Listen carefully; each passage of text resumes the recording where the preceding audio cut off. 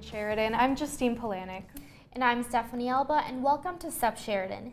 Coming up on today's show, we'll talk to a life coach about how we can party responsibly on St. Patrick's Day. And Arena Emanova has some news about Ben Affleck, and Kevin Sackdalen tests the knowledge of our men's basketball team with a quiz on Prince Edward Island as they prepare for the Nationals in PEI tomorrow night. But first, with St. Patrick's Day coming up, we should all be aware of the roads and be careful. Our Sup Sheridan reporter Quinn Vertoli took the streets of Sheridan to talk all about drunk driving. Take it away, Quinn. The Halton Regional Police want to remind us that drinking and driving is still a major issue. They have issued out ride programs to help combat drinking and driving here in the Halton region. Alternate forms of transportation should be used, such as taking a bus, using the Uber app, or having a planned ride available. Before you get behind the wheel of your car this St. Patrick's Day, keep in mind the legal limit. In Canada, the maximum legal blood alcohol level for fully licensed drivers is 80 milligrams of alcohol in 100 milliliters of blood, 0.08. Driving with a blood alcohol content over 0.08 is a criminal offense. In 2015, Stats Canada released a study saying that over 72,000 cases of drinking and driving were reported in Canada. The majority of them being male, and the largest group at fault were young adults between the ages of 20 and 24. Of those 72,000 cases, 3,000 were a case of drug impairment, an issue that has been on the rise. I spoke with Halton Regional Police Sergeant Paul Rudol about these issues.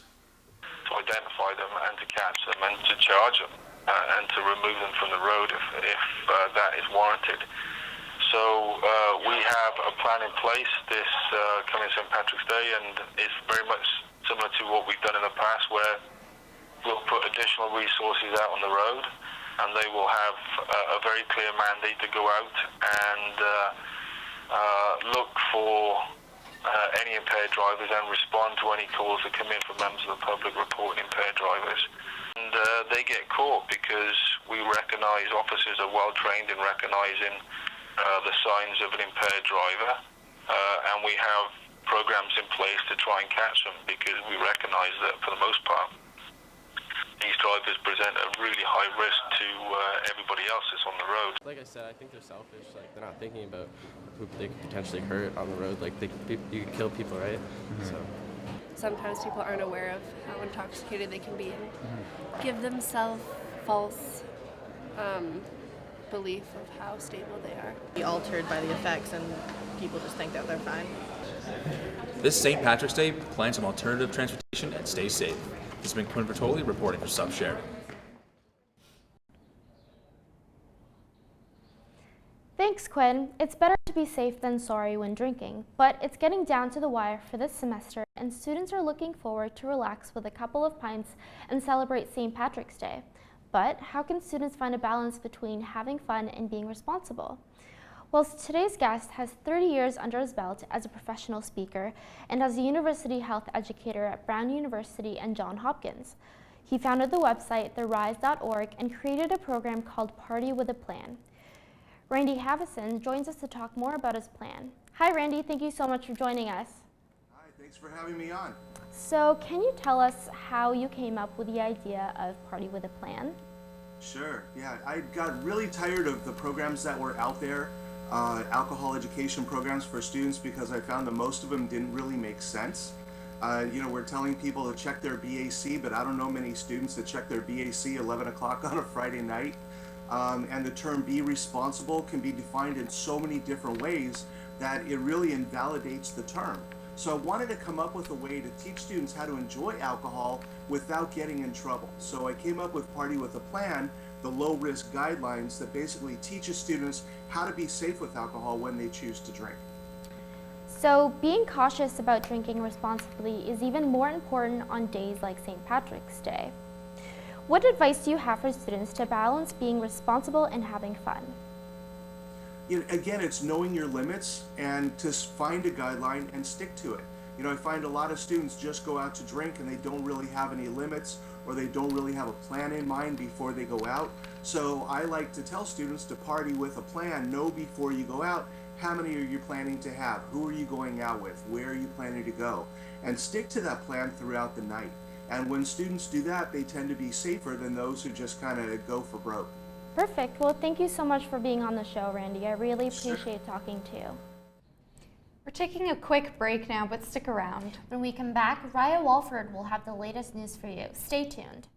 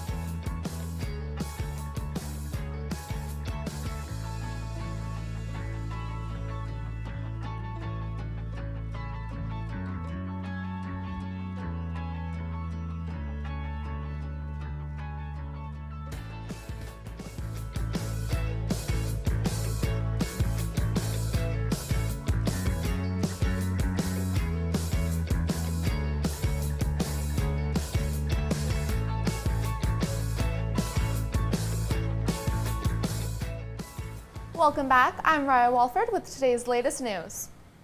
It looks like Ryerson could be partnering with Sheridan to create a new university in Brampton. Deb Matthews, the Minister of Advanced Education and Skills Development, confirmed this on Tuesday, saying that Ryerson is the only university that has expressed interest in expanding to Brampton. The Financial Consumer Agency of Canada is launching a review following reports that banks are selling services without customer consent. Several employees from various Canadian banks claim there is immense pressure to meet sales quotas. Toronto Dominion Bank, the focus of early reports about the issue, said that the reports do not accurately reflect the bank's workplace. A Canadian Kazakh national is in custody in regards to the U.S. Justice Department's investigation into a massive data breach at Yahoo. Canadian resident Karim Bartov is one of 4 people that have been charged, alongside 2 Russian security officers. They worked with co-conspirators Alexei Belan and Karim Baratov to hack into the computers of American companies providing email and internet-related services. James Bay's First Nations communities will gather this week to learn how to deal with wild polar bears that are entering their communities. According to the group Polar Bear Habitat, multiple communities around James Bay had polar bears in their towns in 2016. It is believed climate change is causing the bears to wander further from their natural habitats. A record-breaking 32 centimeters of snow has hit southern and central Quebec. Public schools and most universities in Montreal and the surrounding area remain closed today. Google is offering a $10,000 scholarship to Canadian students. Students are asked to design the website's homepage to celebrate Canada's 150th birthday. Students from kindergarten to grade 12 have until May 2nd to submit a doodle with the theme, What I See for Canada's Future. Courtrooms across the U.S. will hear cases against President Donald Trump's latest executive order, set to go into effect tomorrow. The president has revised his previous travel ban, making changes he believes will stop people from taking it as a Muslim ban. The revised plan excludes Iran from the countries affected and focuses more on national security. In a tweet this morning, Trump tried to discredit a reporter who found his portion of his 2005 tax return. Trump has refused to release his taxes, saying he is under IRS audit. The documents showed that he paid roughly 25% tax rate thanks to a tax he has since wanted to eliminate. Both the Republican and Democratic leaders of the House Intelligence Committee say that there are no evidence supporting Donald Trump's claim that the Obama administration wiretapped him last year. I want to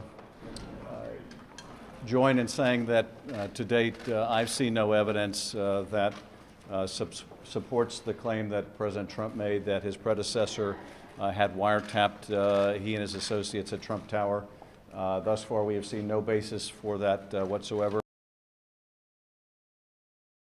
We don't have any evidence that that took place, and in fact, I don't believe, just in the last week of time, the people we've talked to, I don't think there was an actual tap of Trump Tower.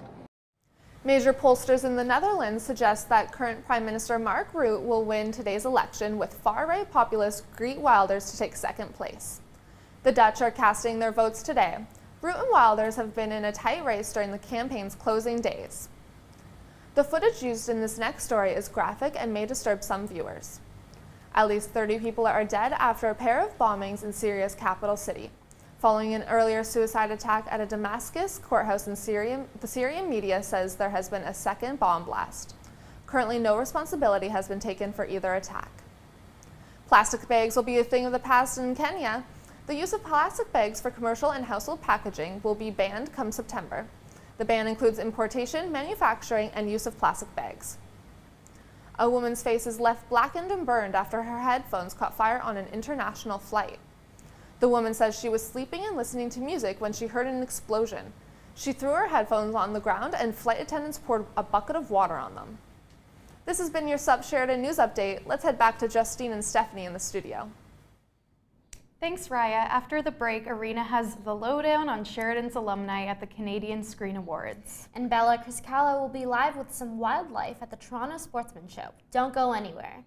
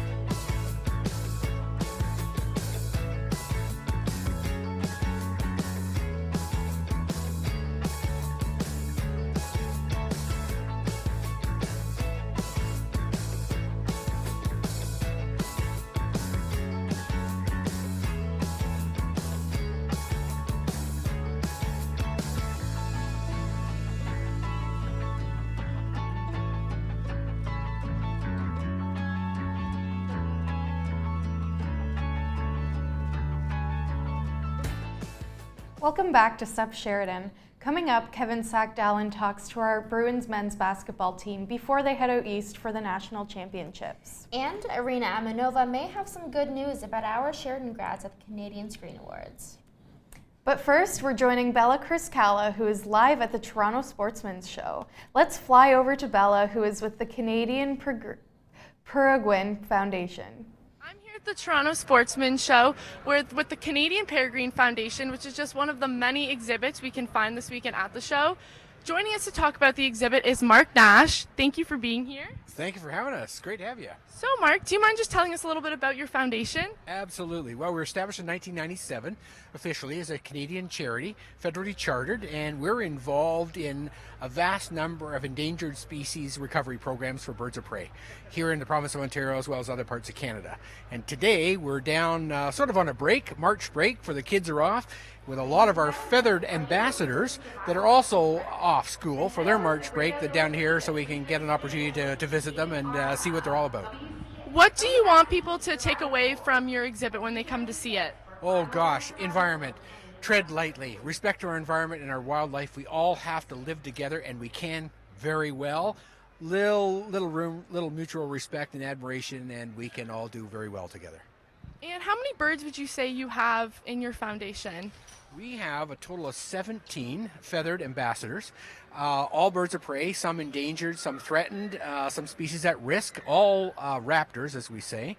And they're all part of our educational team that delivers a message of environment, species at risk, and basically we teach the public and kids alike, young and old, as to what's caused the birds to be endangered and threatened in the first place and how we can change these things and make it better for us all. Do you have a favorite bird personally? I know there's so many here, but do you have a favorite out of all of them? That's a hard one, but yes, we do. Most of these birds are captive produced. They're human imprinted birds. And I guess I'd say my favorite is the little bald guy behind me. Came to us at 6 months old from a breeding facility in Northern Ontario. We hand raised him. His name is Solo, and he's obviously the North American bald eagle. And how many events do you do like this a year? Oh gosh, we're probably doing 17 or 18 of these events throughout the year at various venues.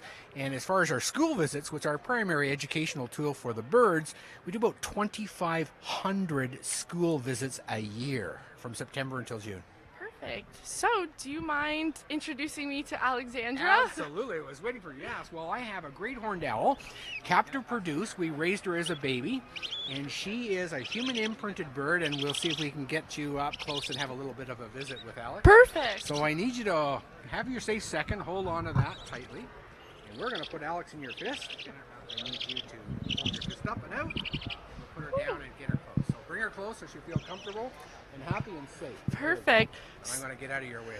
So on behalf of Alexandra and I, we're going to send it back to you, Justine and Steph. And thank you, Mark, for having us. Back to you guys. Thanks, Bella. Let's head over to Kevin Sack-Dallin, who has your sports updates. So Kev, I hear the Leafs didn't have the best showing last night. Fortunately, it wasn't a pretty game for the Leafs in Florida. The Leafs got shelled last night, losing 7-2 to the Florida Panthers. The Buds looked sluggish coming out of the gates, allowing 3 goals in the opening period and 3 more in the second frame. Former Leafs goalie, now Panthers goalie, James Reimer had himself a solid outing, stopping 28 shots for his first win in 8 games. The Leafs will stay in the Sunshine State to take on the Tampa Bay Lightning on Thursday night. The Toronto Blue Jays have also been in Florida for spring training. Jays infielders Josh Donaldson and Devin Travis made their spring debuts in a minor league scrimmage against the Philadelphia Phillies, both as designated hitters. Donaldson, who's recovering from a calf strain, is uncertain about his status for opening day slated for April 3rd in Baltimore. Travis, recovering from a pair of knee surgeries, is expected to return to the lineup for the start of the season. On the court, the Toronto Raptors have Russell Westbrook and the Oklahoma City Thunder visiting tomorrow on the first night of a back-to-back. The Raptors are sitting in 4th in the Eastern Conference, while the Thunder are 6th in the Western Conference. The Raps will need to find a way to deal with the triple-double machine Russell Westbrook, who tallied 33 trip dubs in the season so far. The Sheridan men's basketball team are in Prince Edward Island, preparing for their first game of the Nationals tomorrow night. Before they took off, I spoke to some of the players to see how much they really knew about PEI. And the Sheridan Bruins remain undefeated champions. Congrats on winning the OCAA championship over the weekend. Thank you. You guys are moving on to the Nationals, all the way up in PEI though. So before you go there, I want to test your knowledge of Prince Edward Island. So I'm gonna give you some multiple choice questions, so you have a good chance of getting the answer right. So the first question is, what's the capital of Prince Edward Island? Is it A, Prince Edward City, B, Halifax, C, Georgetown, or D, Charlottetown? I'm going to say D, Charlottetown. Charlottetown. Charlottetown. What's A? Prince Edward City? Yeah. That's final answer? Yeah. I'm at Charlottetown. Oh my God. All right. All right, so second question. What's the official flower of Prince Edward Island? So A, sunflower, B, lady slipper, C, gentleman slipper, or D, monkey face orchid? Okay, I have no idea if those are even flowers or what they even look like if they are flowers. But I'm gonna say A just because that's the only one I know. So I'm gonna say sunflower. A. A, sunflower? Yeah. I'm gonna go with A. A, sunflower. Everybody's been choosing A. It's not A, right? No, it's B, lady slipper. So the last question, who is the premier of Prince Edward Island? Is it A, Matt Coffin? Is it B, Stephanie Alba? C, Sean McConnell? Or D, Wade McLaughlin? I'm gonna go with A. A, Matt Coffin? No clue, but I'm gonna go with B. B, Stephanie Alba? No, I definitely think it's. I definitely think it's C. I'm gonna say C, Sean. I Sean definitely McConnell? think D, Wade McLaughlin? Yeah. You got it right. I got it right? Yeah. Let's go! The Bruins' first game will be against the Mount Allison Mounties. That's all the sports updates today. Let's head over to Arena, who has the latest in entertainment news. So, Arena, how did Sheridan's alumni do at the Canadian Screen Awards? All I can say, Kevin, is that Sheridan alumni is making history. We've got not just one, but 2 Sheridan grads who won at the Canadian Screen Awards yesterday. How amazing is that? Kieran McKay won in the Best Visual Effects category for the program Vikings and the Last Ship, and John Simpson won Best Top Program or Series as part of the team behind the Marilyn Dennis Show. McKay graduated from Sheridan in 2009 from computer animation, and Simpson graduated in 2005 from the media arts program. Actor Ben Affleck reveals he has completed treatment for alcohol addiction, something he says he will continue to confront. In a post on Facebook, the actor says, "I want to live life to the fullest and be the best father I can be. I want my kids to know there is no shame in getting help." Walt Disney is pulling down the curtain on the live-action version of Beauty and the Beast in Malaysia. The studio says it won't cut a gay scene to please Malaysian film censors. The Kuala Lumpur government said the film got approval after a minor gay scene was accessed. But Disney says the film has not been and will not be cut. The nation's rules allow illustrations of gay characters, however, only if they are portrayed in a negative light. Steven Hillenburg, creator of Nickelodeon's long-running hit cartoon SpongeBob SquarePants, has revealed that he has been diagnosed with ALS. The 55-year-old animator released a statement announcing the diagnosis and his intent to continue working on the series, which has been on air since 1999. Prime Minister Justin Trudeau will be heading to Broadway tonight for a performance of Come From Away, the Canadian 9/11-inspired and Sheridan's Canadian Theatre and Music Project musical. Trudeau announced on Twitter that he planned to attend the show with his wife, and they're looking forward to showing New Yorkers Canada at its best. Come From Away opened on Sunday to rave reviews. President Donald Trump has been portrayed in several undesirable ways since taking office this past January. But now, thanks to Snoop Dogg and Canadian music group Bad Bad Not Good's new music video, Lavender, he is getting a full clown makeover.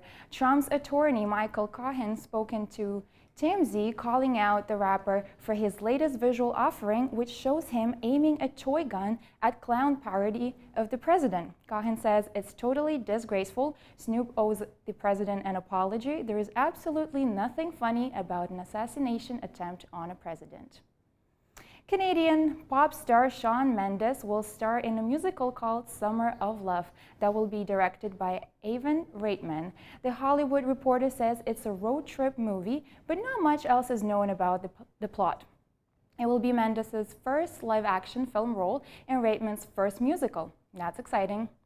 Fresh of winning an award for Best Comedy Series at the Canadian Screen Awards, the show Letterkenny is getting up close with its fans. The show's producers are opening a pop-up shop in downtown Toronto for the St. Patrick's Day weekend. The shop coincides with a special episode of the series, St. Perfect's Day. Letterkenny merch will be sold, including t-shirts, hoodies, and hats. The shop will run from 11 a.m. to 6 p.m. on Friday and Saturday, and 11 a.m. to 4 p.m. on Saturday. Don't miss it. Well, that's all I have for the entertainment news today. Let's now head over back to Stephanie and Justine in studio. We are going to take one more quick break, but don't go anywhere. When we come back, we'll have all your weather updates for the week and a look at some weird news stories. Stay tuned.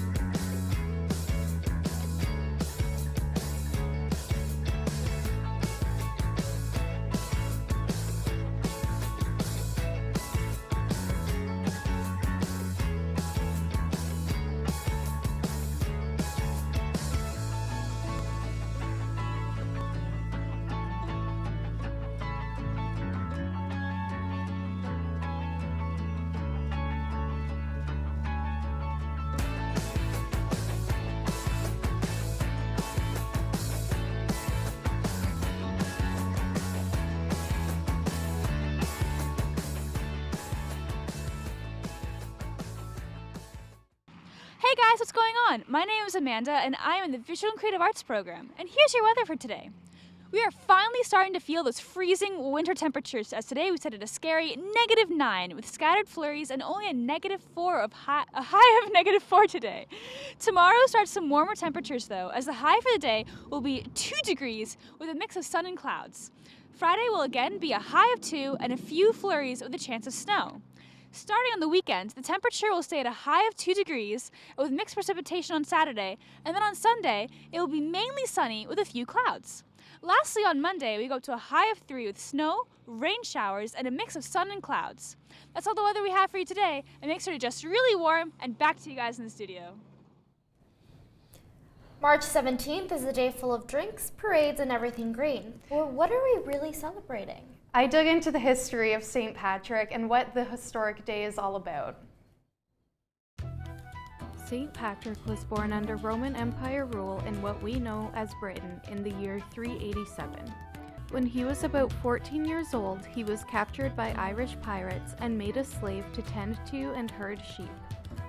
While he was a slave, he began to write his memoir called The Confession. When he was 20 years old, he had a dream that God told him to escape Ireland by going to the coast. He was rescued by sailors and taken back home to Britain. He began to study to become a priest, and was eventually made a bishop and sent back to Ireland to spread the gospel. He arrived in Slane, Ireland in March 433. He started converting the people of Ireland to Christianity and built churches across the country. He used the 3-leaf shamrock to explain the triangle of the Holy Trinity and spent 40 years of his life converting the Irish to Christianity. He died March 17, 461 in Saul, where he built his first Irish church. He spent many of his last years in poverty. St. Patrick's Day was originally celebrated as a feast on the anniversary of his death. On that day, Christians were allowed to ignore restrictions on food and alcohol, which is why the celebration is linked to drinking. Today, the historic day not only celebrates St. Patrick, but also Irish history, culture, and tradition. The 5-second rule that you use after your food misses your mouth and hits the floor is apparently safe. Germ expert Professor Anthony Hilton from Aston University says that although eating food off the floor can never be completely without risk, science shows that food is unlikely to have picked up harmful bacteria from a few seconds spent on an indoor floor. I personally don't see the problem. I pick up food off the floor all the time. I think it's absolutely disgusting. You never know what's been there. You might be right about that. I have cat hair all over my floor, so. That's all that we have for Sheridan today. See you all next Wednesday. Have a great week and happy St. Patrick's Day.